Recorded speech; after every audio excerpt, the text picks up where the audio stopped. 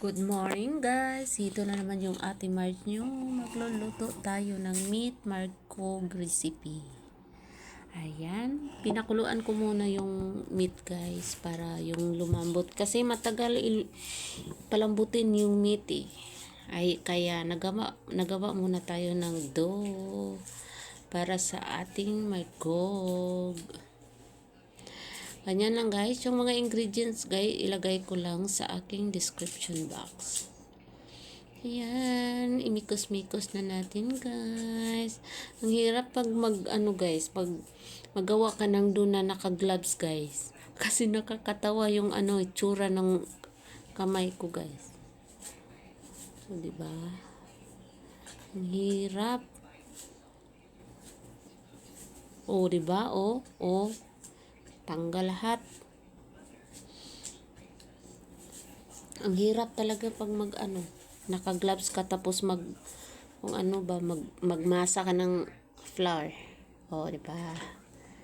Pati yung gloves ko parang bumitaw na.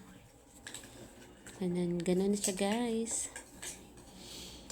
Bilog-bilogin na natin, guys. Tulad ng yung mga bilog-bilog na matigas-tigas na ulo guys. Ganon.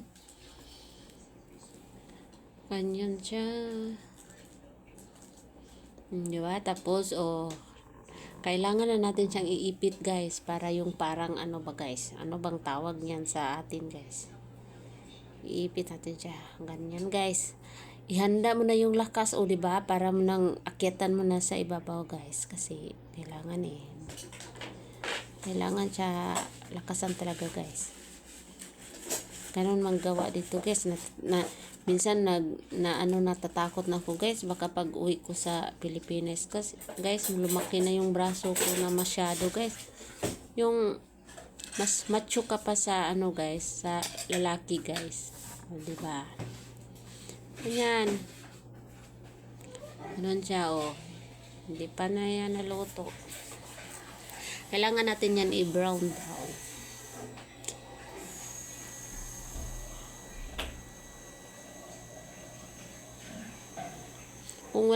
Kung mag-abroad tayo guys, dapat guys, malakas tayo guys, malatkas yung mga buto natin guys.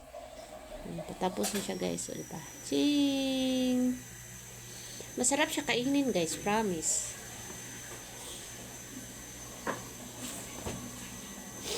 Sarap siya kainin.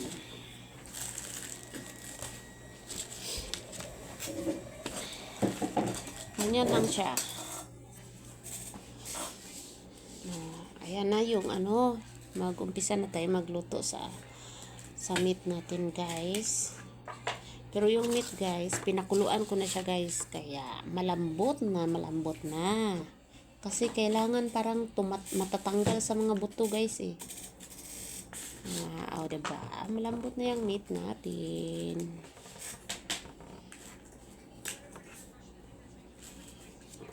Ayan na.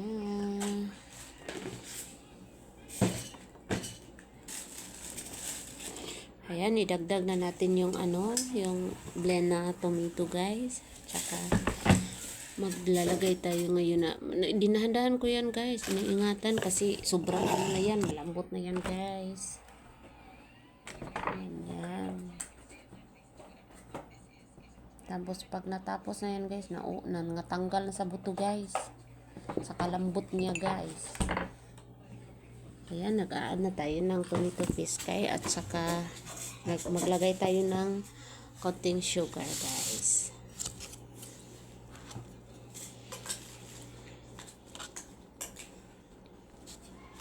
Ayan, nag-a-add na tayo ng dry lemon. Tsaka yung mga ingredients.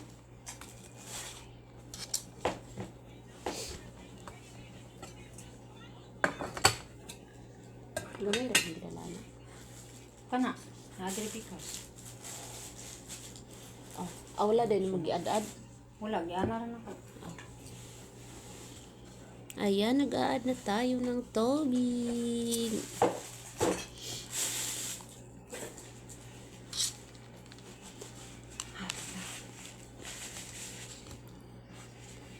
Dessert daw nindot to kayo. Ang chat si nanay. i-add na natin. Kulang yan guys yung ano gulay natin guys. Dapat yun may kusa. Pwede kay King na yun. Asa ato katungkuan? Kana? This is very delicious but it is thick.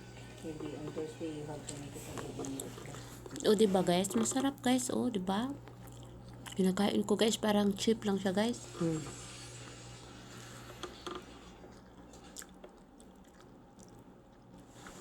Ano na siya guys. Ina-add na natin yung eggplant. Yung ano guys, kaya nagkaganon yung matigas yung ano namin talong guys. Kasi ipirito yan. Tapos ilagay sa ano, sa freezer.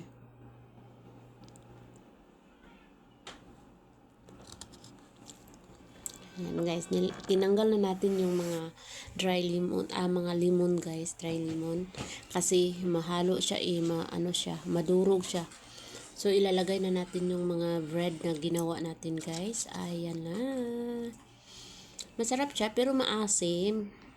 Pero meat kasi, kaya hindi ako masyadong maano sa meat, hindi ako kumakain ng yung ano ba yun, kambing ba yun or karnero. Kaya dagdagan pa natin yan ng dagdagan guys.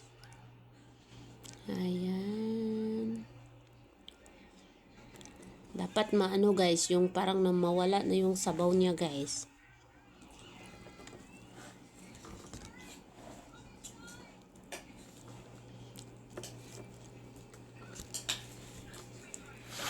It's hard. May pipinitin.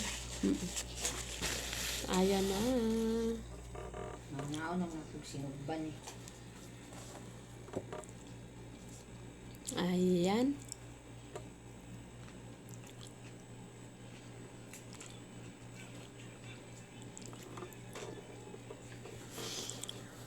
Ganun lang guys. Hindi kasi pwede idiretso lahat lagay guys. Dapat dahan-dahan siyang ilagay para ano, kumbaga maluto ba, kumbaga lumambot talaga guys. Kasi pag idiretso mo lagay lahat, hindi yan malambot. Parang dumidikit-dikit. Kaya ayan, patapos na yan guys. Ayan, sobrang lambot na ng niluluto natin guys. Okay. Maraming salamat. Thank you for watching.